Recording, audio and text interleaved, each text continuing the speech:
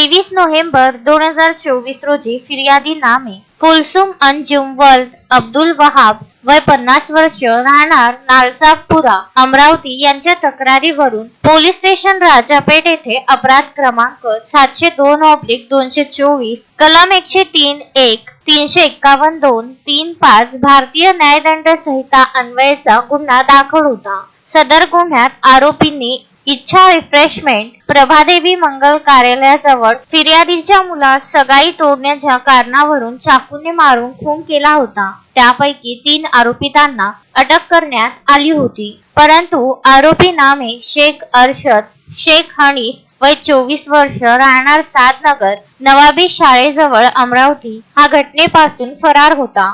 गुन्हे शाखा युनिट क्रमांक 1 चे अधिकारी व अंमलदार यांनी गुप्त बातमीदार व तांत्रिक माहितीच्या आधारे आरोपी हा अमरावती मध्यवर्ती कारागृहाच्या परिसरात गेटच्या बाहेर आल्याची खात्रीलायक खबर मिळाल्याने आरोपी नामे शेख अरशद शेख हनीफ यास घेराव घालून शिताफीने अटक करण्यात आली व पुढील तपासकामी पोलीस स्टेशन राजापेठ येथील तपासी अंमलदार यांच्या ताब्यात देण्यात आले।